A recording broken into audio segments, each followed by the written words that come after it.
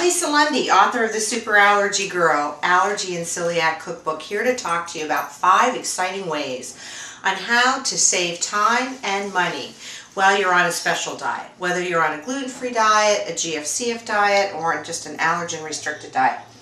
One of the first ways that you can save money on a special diet is by freezing. And when I say by freezing, today earlier we baked some fresh rolls. So I'm going to save time by freezing these rolls for later, so that we'll be able to have rolls that take just like fresh out of the freezer, and that saves us time, but it also saves us money because these were made from scratch, and that's the cheapest way to have a specialty baked good.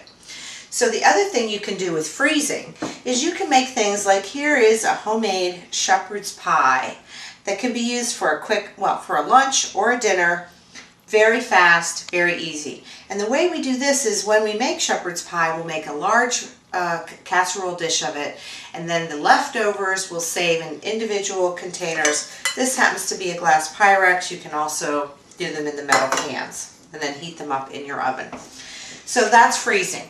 Another thing that you can do, which involves the freezer, is to buy your meats from an organic farmer.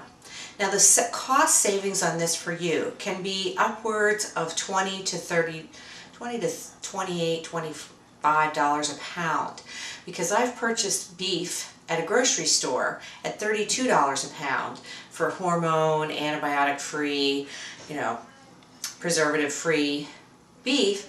But when I buy it and buy a quarter cow and have it butchered and freeze it from the organic farmer, I'm paying typically about $4 a pound.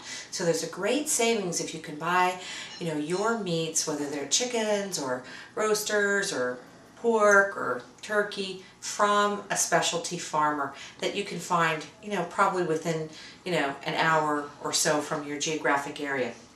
So you can save a lot of money on meat that way. Another way to save money is through what's called cooperatives or wholesalers. So Garden Spot Distributors and United are two. Garden Spot's a regional distributor. United is a larger, also regional distributor, and they put out price books like this. And what you can do is get a group of people together and order wholesale, and you can save a lot of money doing that. The other thing you can do is you can approach a health food store and buy your specialty items by the case, and typically then the health food store will give you a substantial discount. So the other thing we talked about is baking things from scratch. The last thing that you can do to save substantial amount of money is to what we call make your own mixes. So when you find a recipe that you like, simply measure out more than one bowl of the dry ingredients. Then you're going to put your dry ingredients into a plastic bag labeled, and then we put it, and I recommend you put it in either a white or a brown paper sack for extra protection. And then you've got a very, very inexpensive way and quick way to make your scratch goods.